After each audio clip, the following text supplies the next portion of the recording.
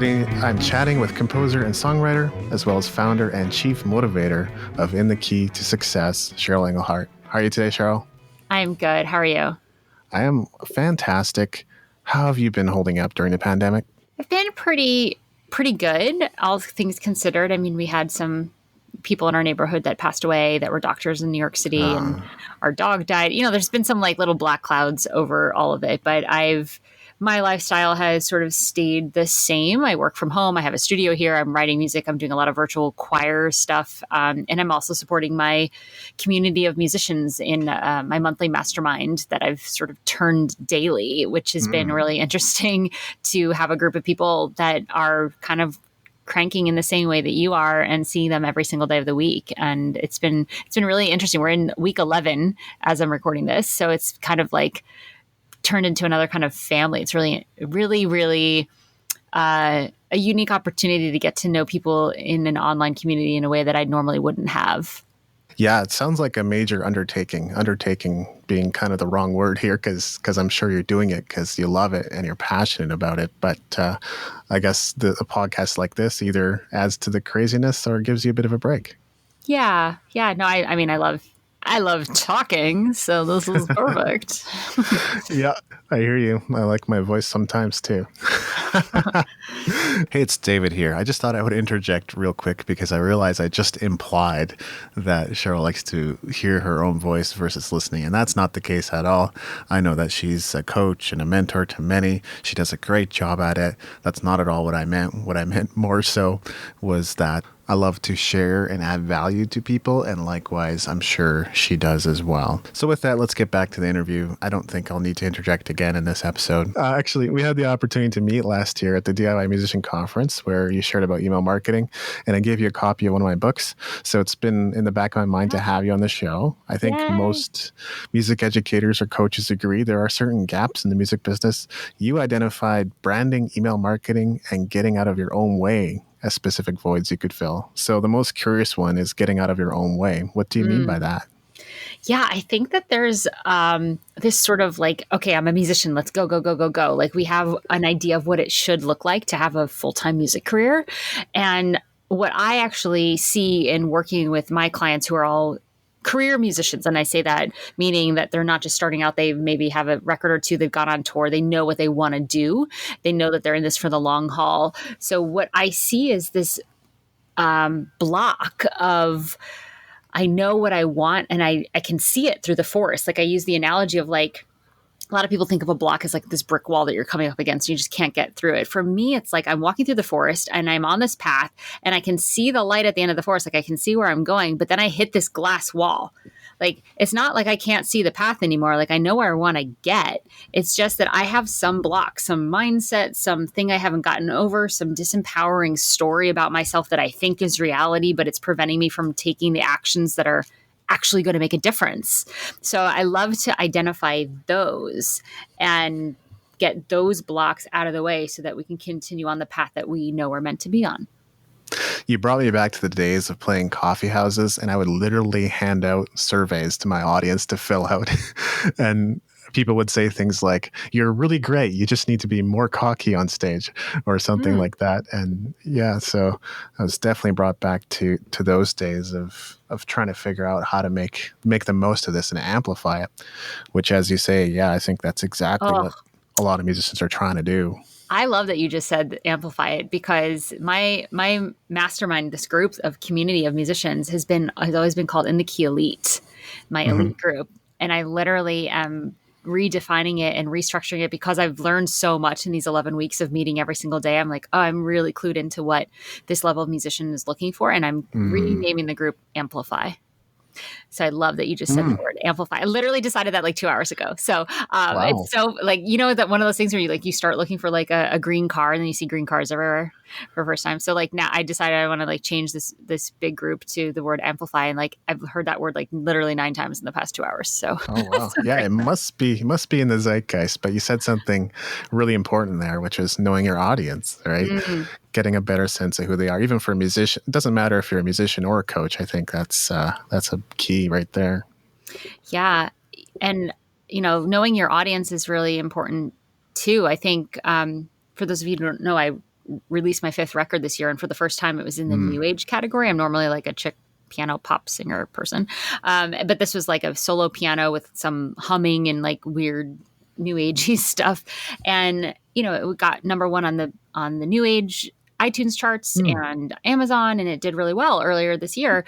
And that was all because of my fans and my email list. And I am so appreciative of them. But I realized that story sort of ended, right? Like I'm releasing, I have these goals, I want to be on the charts, blah, blah, blah. And they're all like stepping up and doing all the things. And now it's a couple months later. And I was like, well, what's been my big thing that I've been talking about since I was, 23 and touring with a band? And it's always been to get a Grammy nomination. And I was like, well, Grammy nomination in the pop category is always like 1,000 CDs, right? It's like 1,000 artists. And the new age is 100. Like this last year was 103. So I'm like, those are better odds. Like I'm in the new age category. I'm eligible for Grammy nomination. Like, so I emailed I last night at literally 6:00 at night, I emailed my fan list and I was like, the subject line was, should I do it? And I knew that would get a lot of people to open it because it's such curiosity, like do what? And I was like, hey, I, as a voter for Grammys, one of the places I go to see like what's cool and up and coming and what I should listen to is Billboard magazine. And also they have a specific Grammy preview issue and they have 100 full page ads. And sometimes those ads look like articles and I read them all. And I just found out what it costs to run one of those ads. Should I do it? And I literally was like grabbing data. I had no like ulterior motive. And I think that's because they trust me and I didn't, and my communication landed. And I woke up to so many, like more email responses than I've ever had in my entire career. And some of those emails were like, how can I contribute? And one fan even said, I will match $2,500. If you can raise $2,500, I'll match it. And I was like, okay, these people are fan funding for me and I haven't even launched a fan funding campaign yet. Like this is like the fan dream, right? So, I think it's knowing my audience. And here's the thing, that email, like there was no call to action. There was no links. Normally my emails, and this is what I train other musicians to do, make sure you're really clear on what you want them to do. What's the thing, right? And like, this is one of the very few emails where like, there was nothing to do. I mean, other than reply and like answer the question, should I do it? Right. It was kind of an ask to reply, I guess, but there were no links, there were no pictures, there's like nothing. And I think it's kind of like music, when you hear this like big orchestral like lead up to something and then it's not some big bombastic bass drop, it's like silence. There's something about not saying anything that's even more powerful. So I think just knowing my audience and knowing that they've been hearing for months, me promoting this new record, right? So like to see something that's totally not that, I think is really important, to just see your patterns and know how you've been relating to them and how can you change it up and what are they going to respond to. Well, first of all, congratulations. That's absolutely amazing. Thanks. And engaging those super fans who want to contribute right away without even being prompted. Oh my God, I love them so much. I can't, like, my heart is like, that's why I'm like talking about it. I'm like, I can't not tell this story. This is so amazing. So yeah. But when it comes to genre hopping, the thing that I think of is branding. And it sounds like probably going to New Age was within the scope of your brand as an artist. Am I correct in thinking that? Yeah, I think that's such an important point. I always have been really open about struggling with anxiety attacks. And this record for me was was part of my like journey to kind of kicking panic attacks in the butt. I started learning about meditation and morning routines and gratitude and things like that. And I was looking for music that would sort of supplement that practice. And I couldn't find anything that like wouldn't just put me to sleep or like wasn't like, like really like drony music. And so that's what this record is. Yeah. This record really like was designed to keep someone present and in their thoughts and not put them to sleep. And so I wouldn't call it meditation music, although I know that a lot of people use it for meditation and it's on a bunch of big meditation apps and, great, but that wasn't the point. So I've sort of shared along the way, like my journey with that. So yes, genre-wise, it's a total departure from pop singer songwriter. I did create a new website for it, which I rarely suggest doing. I don't think anyone should ever create a new website for their but I also created a bunch of affirmations, so recorded 6-minute like spoken words over the music, and I release those, and those are on big apps. And then I have a journal, and so I sort of created a new culture, and every affirmation ends with I am a luminary, and luminary is the name of the record. So I felt like the website IamAluminary.com was available, and I was like, I think I'm going to put all of this luminary stuff somewhere else, and then keep my website as like, cool, here are all the records I've released, including Luminary. And here are my composing projects, and here's the other stuff I do, and sort of have that as the hub. And if you want to dig deeper into this particular record, like there's a whole site for that, and click here, and like you can go get into this world and go get the free song and like get on the mail, like all the things. So I rarely suggest that, but I felt like this was a little bit of a bigger move over. So I decided to do that. Absolutely. And I'm going to check it out because I had my first panic attack in 2008. Since then, I've kind of learned my triggers and have learned how to manage it. But beyond that, yeah, I would love to kick it in the butt. So Yeah. I mean, honestly, meditating 5 minutes a day, I've done it every single day. Today was day 792 for me. And 60 days in, I had my last panic attack. So that was like, 2 years ago? So there's something there about just like giving yourself time to see yourself, even the shadows. And I like literally what I do when I'm sitting there, even if my head goes back to my grocery list, I come back and I say, I'm feeling angry. And I love that. I'm feeling lonely, and that's okay. I'm feeling like I just say the things I'm feeling, and just me seeing them means that I don't need to go out and get someone else to see them. That it doesn't show up in like an anxiety attack that's like this little petulant child that needs to be seen. Cause that's what it was for me, at least, was stuff that I was trying to like suppress and be like, no, I'm the happy, optimistic person. Like, what is this doing here? Like, people are always like, wait, you have anxiety, but you're like so happy and in control and blah, blah. I'm like, yeah, that's because like these things come out and like volcanoes, and then I push them back down. And so I don't do that anymore. I let them be seen at the appropriate time when I say it's okay to be seen. And then, so that's kind of worked for me. So important. Wow. That's huge. So just for a moment, let's live in an echo chamber. You teach email marketing. It's something I've certainly touched on more than once in my resources and endlessly harp on its importance. So I guess this is a bit of a two-parter, but why build an email list, and what type of content should musicians be sending their fans? Yeah, you should build an email list because you're going to be able to make an income from it, period. And you should send good content to them, other period. Those are the short answers. Those are the short answers. There's a number that I like to throw out there that is across industries. You can be, when you are doing email right, and yes, there is a right and wrong way to do email. When you're doing email right, you're making $1 to $2 per subscriber per month. So for example, if you have 1,000 subscribers on your email list, you should be making between $1,000 and $2,000 a month. And that might look like a fan funding campaign that you do for 1 month where you make $12,000 over the year. But when you look back over a year, that should average out to $1 to $2 per subscriber per month. The content that you're sending, and I call them subscribers because when someone signs up for your mailing list, they're not necessarily a fan. We like to think that they are, but they're not. They become a fan through your content. So through your sharing your story, through you giving them great videos and, hey, here's what you missed, and having a great welcome series that lets them know what to expect so that they're not surprised when you actually try to promote something to them. Like, you want to let them know you're going to do that. And I think you can also get really focused. Good content is focused content when they're clear on what you need from them. Newsletters are not a thing you want to do ever. Like, no one wants to read like 9 things that you're doing with links to check all these things out. Like, no one has time for that. No one cares. You want to really focus your emails to one call to action per email with the link several times throughout the email so they have an opportunity to click on it.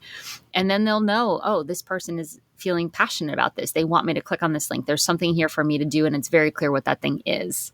And let's assume a musician is doing everything right and still their open rates are suffering. Is there anything they can do to make sure people get their emails? Yeah, totally. So you're talking about 2 different things. So them getting emails is called deliverability rate. And that has to do with how healthy your email list is. And when I say healthy, it means that there's a proper ratio of the people that are subscribed versus unsubscribed. So if you have a list of 1,000 people, but technically 500 of them have clicked the unsubscribe rate, that's a very unhealthy ratio. That kind of tells the internet gremlins that you might be spam. So they're less likely to deliver your email to service providers like Gmail or AOL AOL or, Yahoo or whatever. Mhm. So that's one thing. Deliverability is something that you can increase when you clean your list every once in a while. And I have a series in my Rock Your Email List course. It's called the re-engagement series. So before you delete anyone that's not unsubscribed, that hasn't opened in a while, that might be like not really paying attention, you want to check in with them. And there's a way to get a good percentage of those people back engaged with you before you delete those unengaged people and the unsubscribes. You can't email the unsubscribes anymore. You just have to get rid of them. Mhm. The other great thing for deliverability is when people reply to you, you want to always reply back. That's telling the internet gremlins that you are not spam, that people are interested, that you're having a dialogue. And that's always a good thing. So replies are really, really great for your deliverability.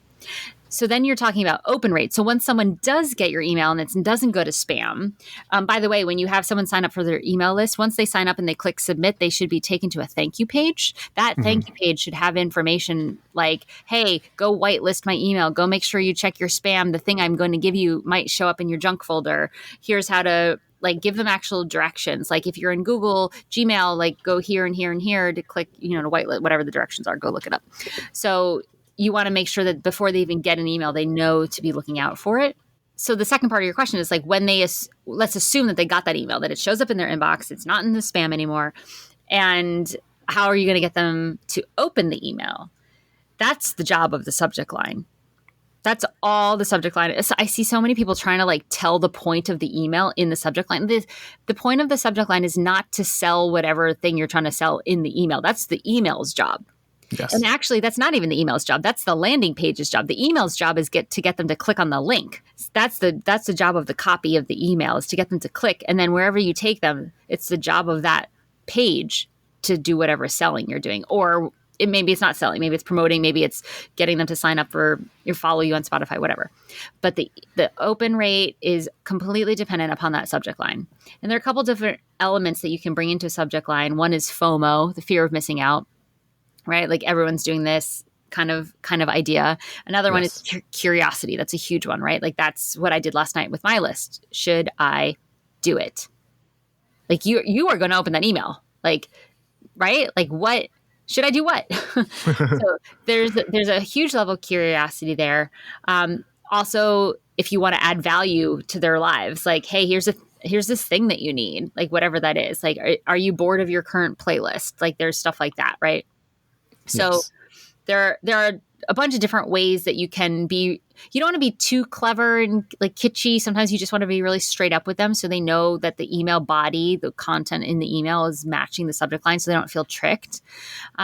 Every once in a while, I'll do something cute like, should I do it? Mhm. There's one time one of my most opened emails was years ago when I was touring, and my email line was something like performing same day as Dave Matthews.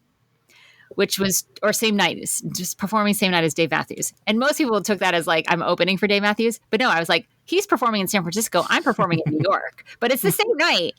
And, you can't do that a lot because they'll start to be annoyed with you. But if you do it every once in a while, most people are like, that's funny. So, yeah.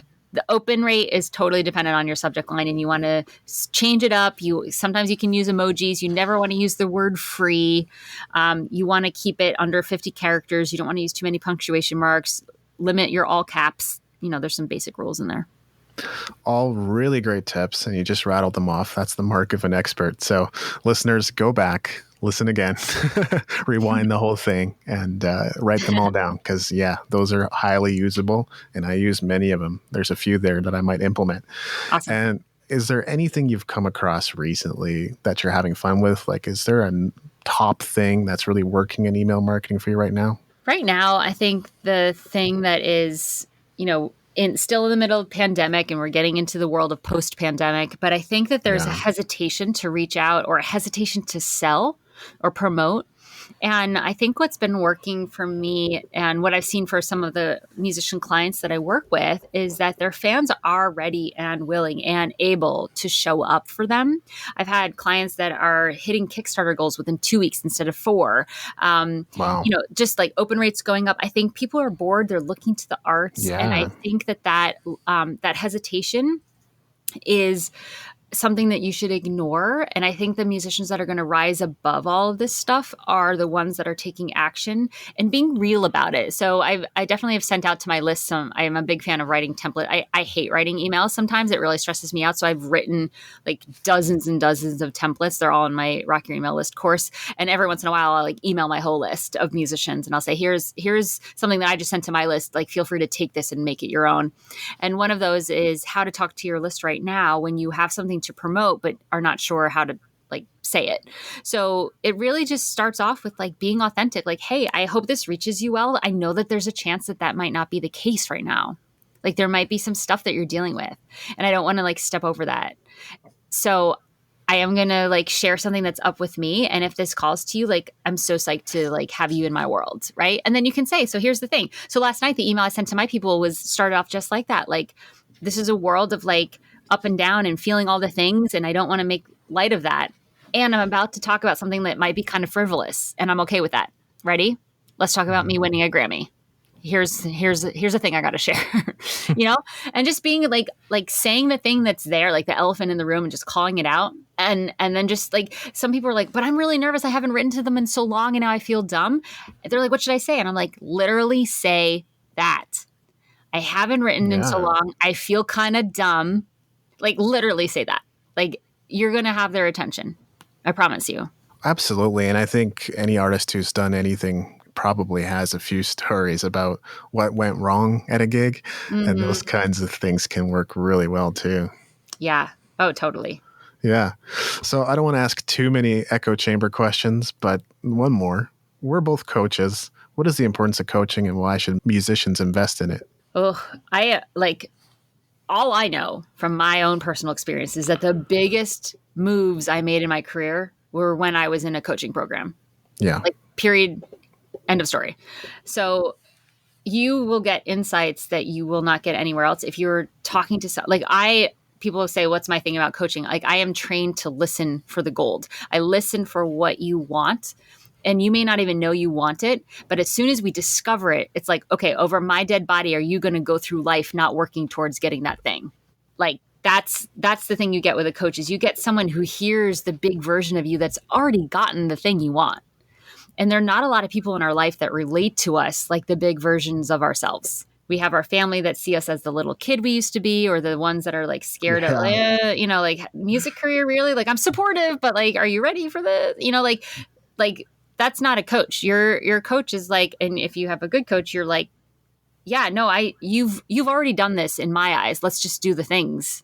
Let's just take the actions to do it. So you'll get new ideas, you'll get accountability, and you'll get that listening that I don't think any of us really get on our day-to-day lives, in our day-to-day lives. Yeah, it's so true. A lot of people's context for you don't necessarily change a lot over time.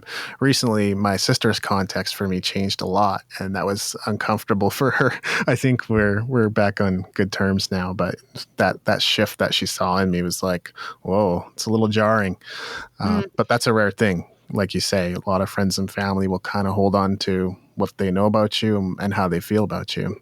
Yeah. And that's our job to change that. Like exactly, we taught them that they can see that about us. So it takes some confidence. It takes some really powerful communication skills. And this is stuff that I work on with my musicians. And then it takes actually showing them like, okay, they've been relating to you like a square for all your life. And now you're like, no, I'm a circle. You have to show them. And there's a learning curve for the people around you. And you have to start seeing yourself as that. And that's what the coach does is the first line of defense of seeing you as the new, bigger, expanded version of yourself. And then you start seeing yourself like that. And then you're able to communicate it to other people that you're that person. Yeah. My coach helped me 2x my traffic, 4x my traffic, and eventually 8x my website traffic. So that was a massive result. I paid good money for it, but I'll take it. Yeah. And then you learn tools. I mean, the way I work is you learn tools that when we're done working together, you can go implement again and again and again. And that's a sign of a good coach too, when you can take the stuff and then you've shifted your habits. It's not just we only grow when we're working together. Absolutely. So this is a selfish question. I just launched my first full-fledged course. I've tested things out with shorter courses and audio programs in the past, but this one includes 5 trainings with multiple modules.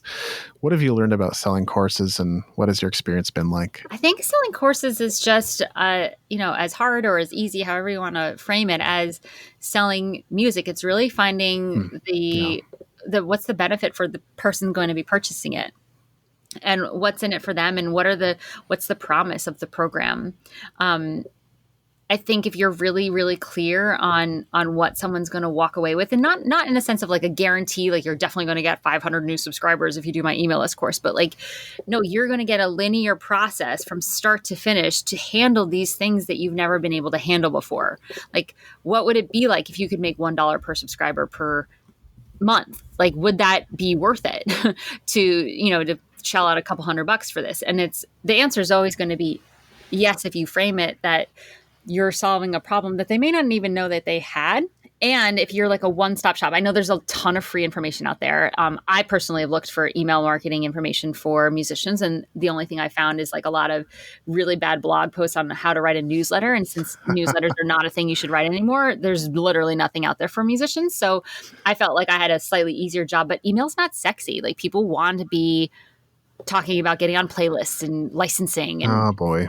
all the like sexy, like quick turnaround, easy, like Yeah. I don't have to work for it.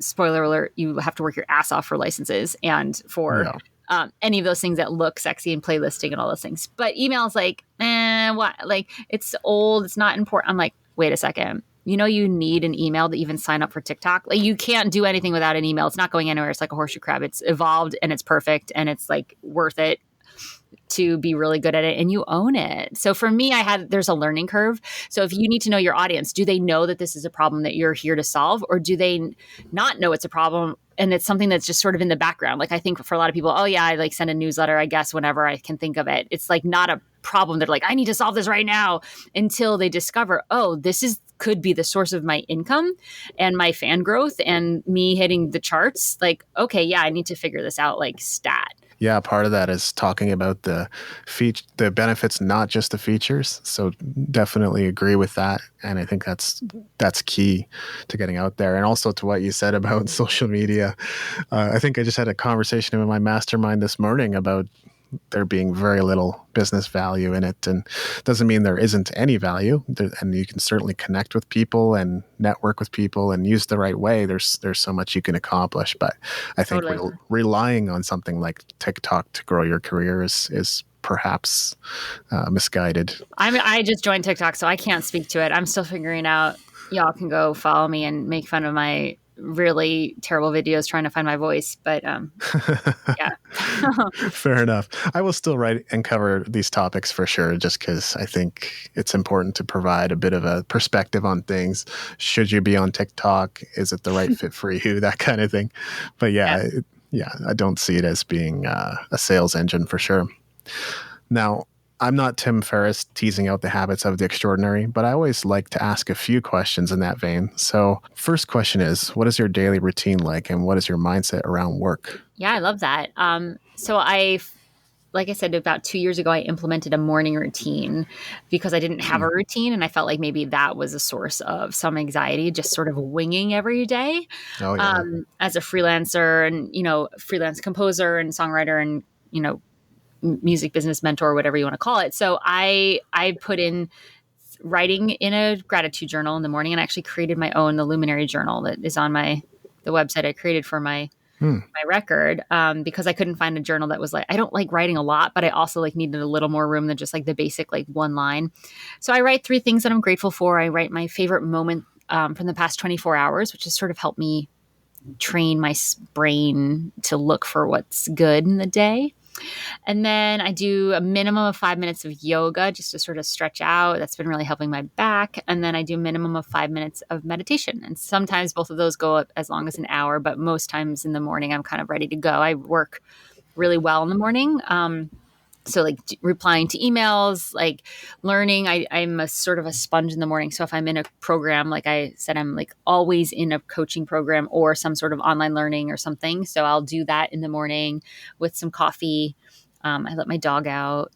that kind of thing. And then I have this daily mastermind call at noon Eastern time. So we meet noon, and sometimes some people are in LA, some people are in Amsterdam and Germany. So noon seems to be a good time to meet. So that's noon to 1 every day. And then I schedule all of my coaching calls Tuesday, Wednesday, Thursdays. So if I have any one-on-one clients or podcast interviews, sort of doing a podcast tour right now. So those are all in the afternoons on Tuesday, Wednesday, Thursday. And Mondays and Fridays I save for extra things. I run an In the Key concert series. So that's on Instagram Live at In the Key of Success on Fridays at 1 p.m. Eastern time. And that's interviews and one song with me from one member of the In the Key elite community, which has been really fun to sort of showcase some of the people in this community that I've created. So that's on Fridays. So every day is a little different, but at any given point, I'm talking to people and creating partnerships, doing some cross promotion. I'm engaging with my mailing list or with my musician community. I'm working right now on a lot of virtual choir compositions that I've gotten commissioned for. So I'm doing some, I work with some social justice choirs and other things like that. I do some indie film scores and commercial scores, which has slowed down a lot recently. So not so much of that, but at any given moment, there's something I'm creating usually, whether it's content for musicians or it's some piece of music or a call, or I'm generating a call with clients or people on my team. Yeah, I like how some of your habits are 5 minutes. I think a lot of people are going to find that doable. Not only that, a lot can be done in 5 minutes, as I've discovered. Yeah. I used to sit down and play my guitar. I mean, this was after 10 years of playing, but I used to sit down for 15 minutes between a busy day to pick up a guitar solo, and I'd be able to learn a good chunk of it without putting a lot of additional time and stress on it. So I think a lot of people are going to find that helpful and be able to adopt that for themselves. Yeah. Yeah. What's the greatest challenge you've overcome?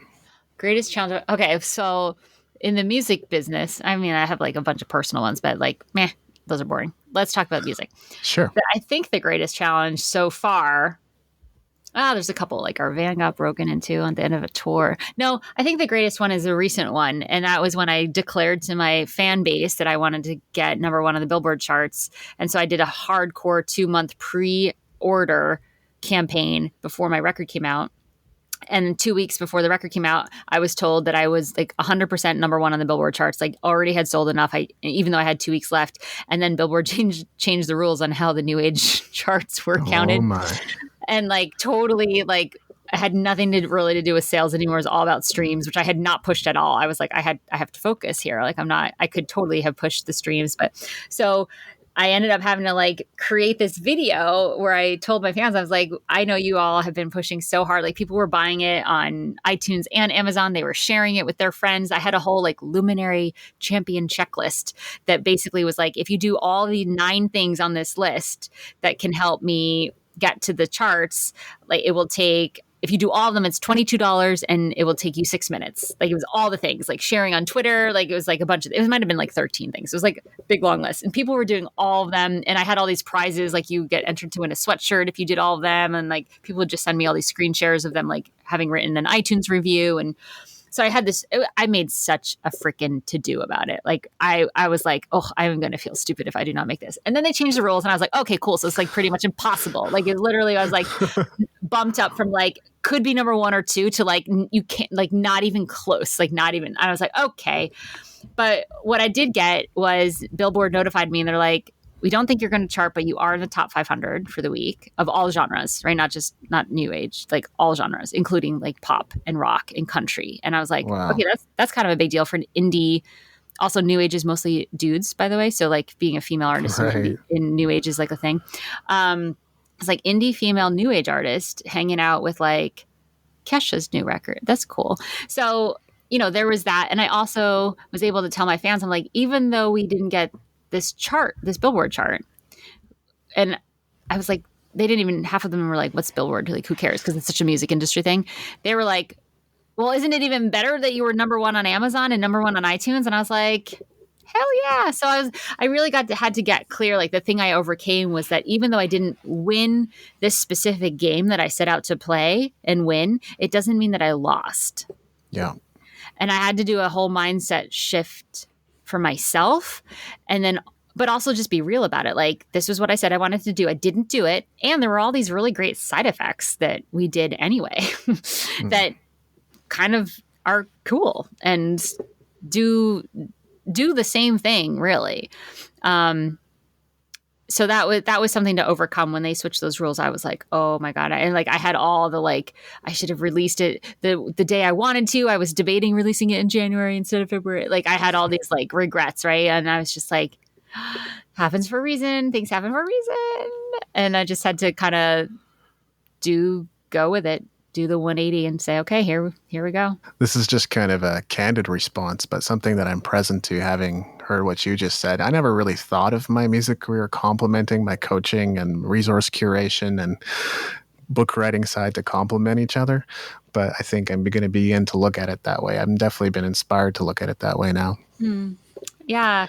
I mean, a lot of what the reason I got started was because I was getting asked to talk on these panels about like how I did X, Y, or Z in my own career. So they've always been connected to me. And the reason I went out and got 750 hours of coaching training, like officially to be a career coach, was because I wanted to be able to listen better and not just say, well, this is what I did. Because there's 100 ways to do anything in this industry. Yes. And I was happy to be able to give advice, but I also was like, I think I can be more effective. I think I can make a bigger difference.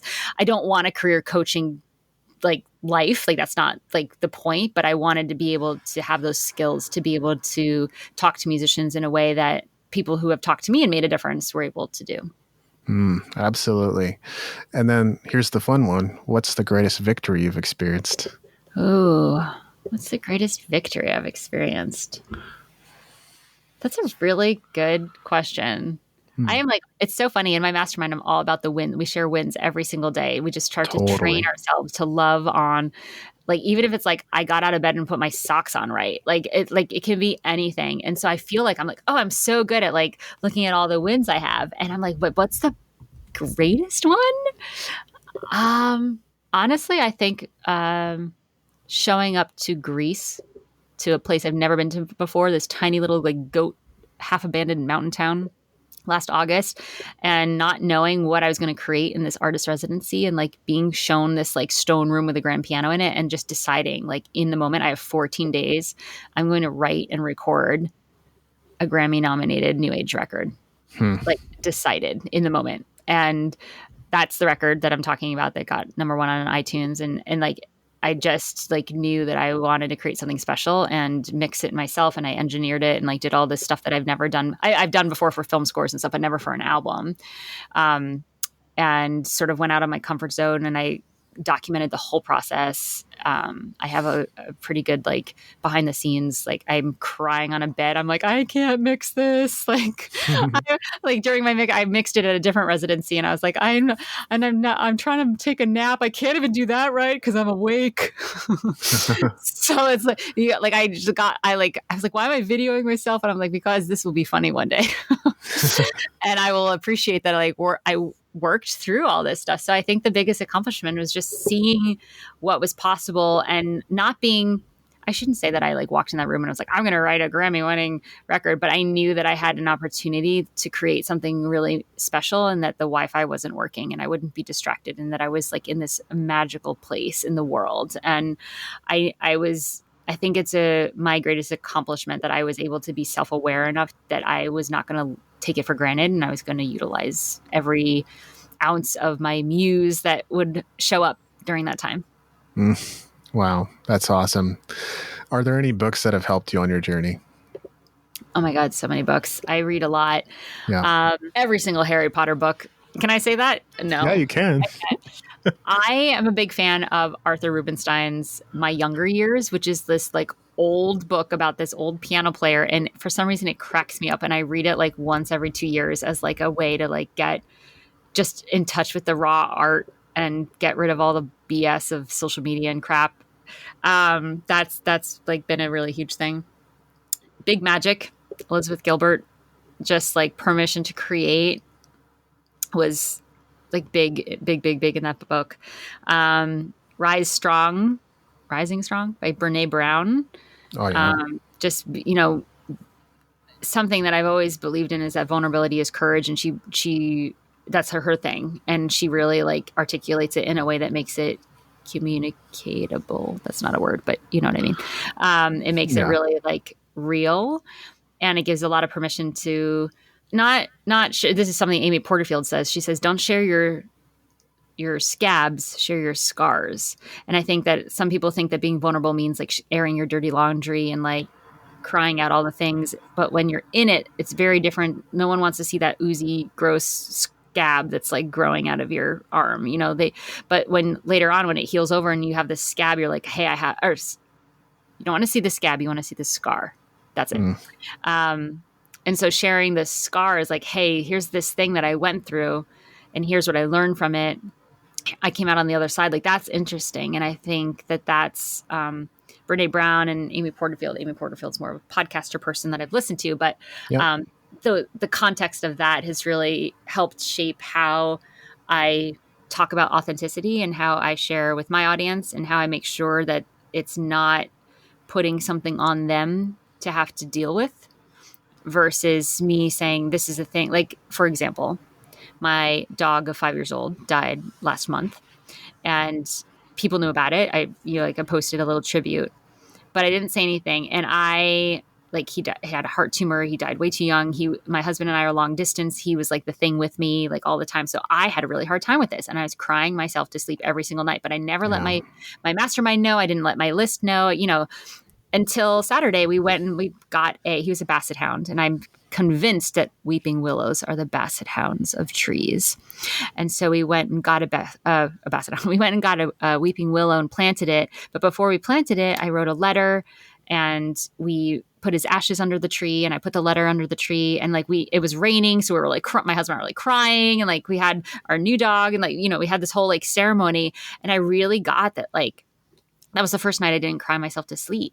And there's something about ceremony and closure that I think is easier to do when you're seeing people a lot. And in this like quarantine life, we're not doing that. We're not like honoring what normally are ceremonies or traditions or routines. And so I was able to like have this, not like, oh, I learned something, now I can share about how I was sad and now I'm not anymore. So it's not exactly that, but kind of like, people were able to be like, this is really beautiful. I'm sad that you were sad, but also like, thank you for sharing this. And like, thank you for that permission, so it wasn't me putting like a bunch of crap on someone else that they had to then go handle for themselves. That was a really long answer to the books that I read. Sorry, tangent. Yeah, but thank you for the resource recommendations. And, last fall, as I was leaving Calgary and beginning this process of becoming a digital nomad and traveling the world, my family dog passed away just before I left Calgary. And wow, that was tough. I'm not sure if I'm entirely over it, but it is what it is. Yeah. Yeah. Well, Cheryl, this has been a really great conversation. Thanks for your time and generosity. Is there anything else I should have asked? Oh, that's a good question.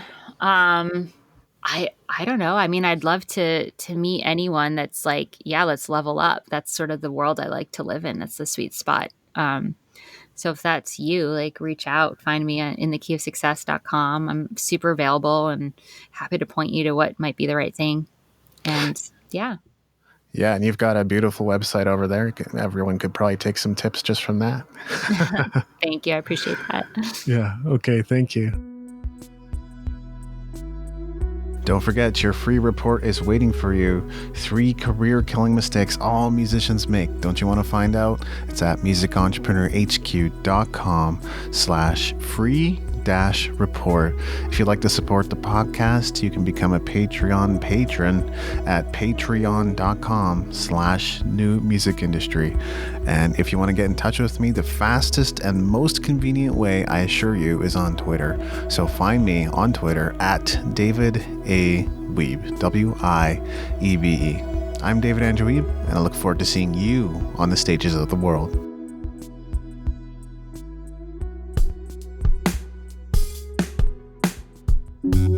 Thank you for listening. Music in this episode was brought to you by Brian Young. Wherever you're listening to this right now, please consider leaving a 5-star review and comment to help us get the word out about the podcast.